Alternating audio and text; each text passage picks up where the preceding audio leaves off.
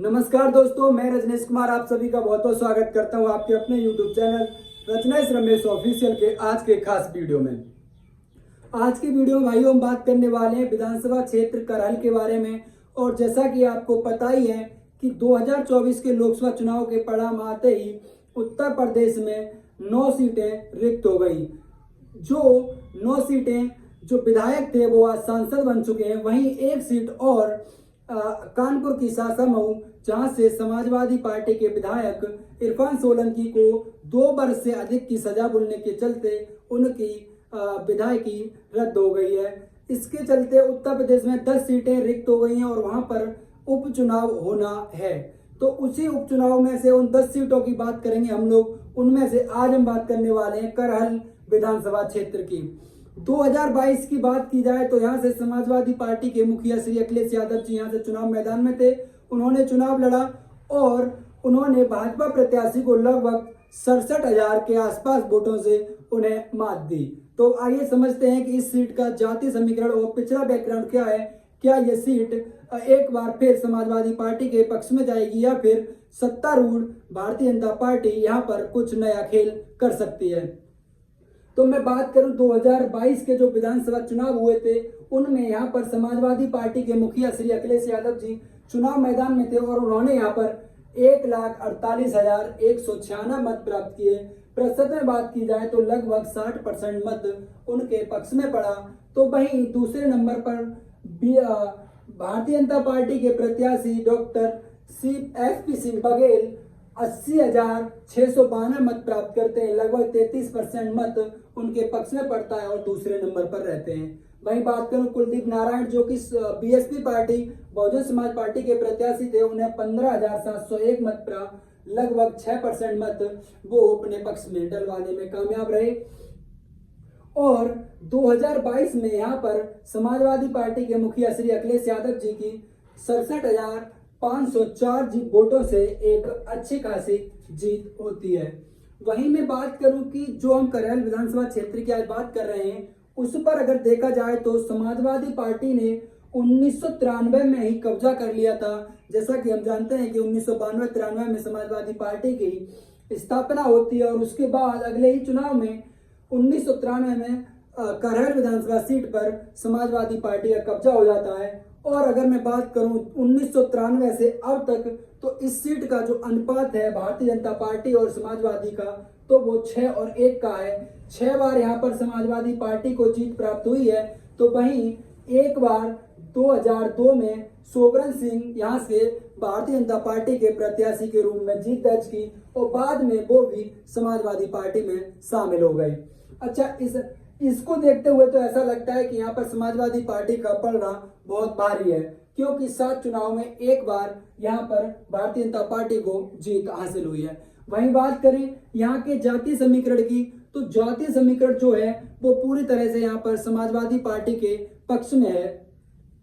बात करें पहली समुदाय की तो यादव समुदाय की अगर मैं बात करूं तो मैं पाता हूं कि यहाँ पर यादव समुदाय के लगभग 1.25 लाख के आसपास मत है। 1,25,000 मत यहाँ यादव समुदाय से हैं। वहीं बात करूं अगले समुदाय की तो वो है हमारा शाक्य समुदाय और शाक्य समुदाय के यहाँ पर लगभग 35,000 की संख्या में मत हैं।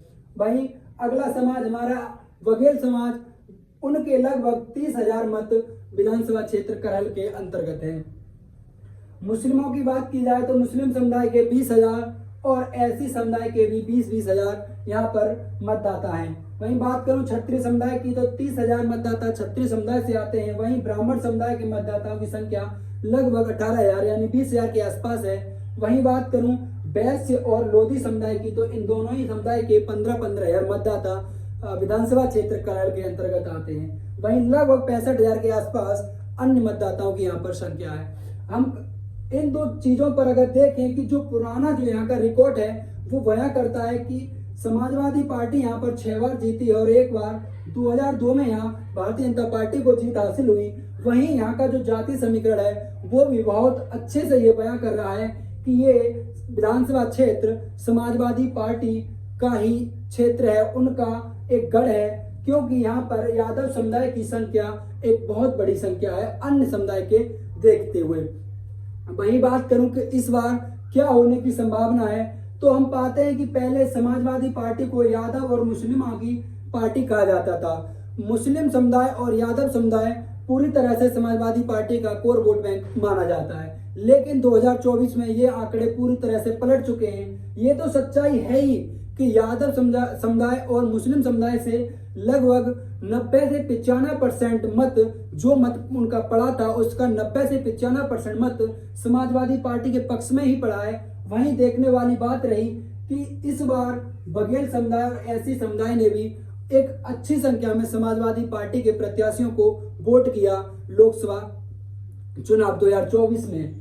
और उसी के आगे अगर बात करें एससी समुदाय की, तो एक एससी समुदाय का जो कहीं बीएसपी पार्टी का जो पहले एक मजबूत कोर वोट हुआ करता था, वो इस बार छटका और इसका एक बहुत बड़ा हिस्सा समाजवादी पार्टी के पक्ष में गया।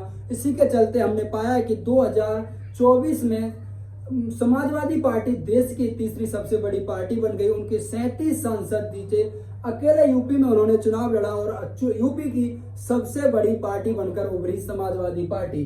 37 सांसदों ने जीत दर्ज की। तो ये इन समाजों में बहुत अच्छे से खेल हुआ है और इन समुदायों में बहुत अच्छे से एक वोट समाजवादी पार्टी के तरफ शिफ्ट हुआ है। उनमें महत्वपूर्ण जो समाज है वो एससी समुदाय, साकी समुदाय, बघेल समुदाय बहुत महत्वपूर्ण समुदाय हैं। वहीं बात करूं क्षत्रिय समुदाय और ब्राह्मण समुदाय, जो कि भारतीय जनता पार्टी का एक कोर वोट बैंक माना जाता है, उनकी संख्या यहाँ बहुत ज्यादा कम होने के चलते ही यहाँ जो जीत है वो समाजवादी पार्टी के प्रत्याशियों के पक्ष में ज्यादा रहती है। एक बार 2002 का अगर चुनाव छोड़ दिया जाए तो यहाँ पर भारतीय जनता पार्टी कहीं टिकती हुई नहीं दिखती है। और 2002 में जिस प्रत्याशी ने जीत दर्ज की थी वो विवाद में समाजवादी पार्टी में शामिल हो गए थे।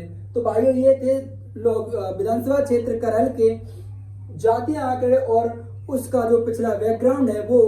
अब अगर बात की जाए कि 2024 में जो उपचुनाव होने वाला है उसमें समाजवादी पार्टी का कैंडिडेट कौन हो सकता है, तो समाजवादी पार्टी की तरफ से तो लगभग तेज प्रताप यादव का नाम तय है। वहीं अभी तक भारतीय जनता पार्टी ने इस तरह का कोई बयान नहीं है। सूत्रों की माने तो ऐसा लग रहा है कि इस बार भारतीय जनता पार्टी भी विधानसभा क्षेत्र करहल से किसी यादव कैंडिडेट को तलाश रही है। उनको भी किसी यादव समुदाय के चेहरे को यहाँ से प्रत्याशी बनाने का मूड है। तो भाइयों, कैसी लगी आपको हमारी जानकारी? अगर वीडियो पसंद आए तो लाइक करना। इसी तरह हमारे साथ जुड़े रहने के लिए अगर नए हैं चैनल पे तो चैनल को सब्सक्राइब करके बेल आइकन ऑन कर लेना। और आपका जो भी सवाल और मेरे लिए कोई सुझाव है तो आप कमेंट बॉक्स में उसे लिख सकते हैं। मैं आपके सवाल और सुझाव दोनों का ही आपको जवाब देने के लिए अपने आप को वह समझता हूं। तो मिलते हैं अगले वीडियो में, तब तक के लिए जय हिंद, जय भारत।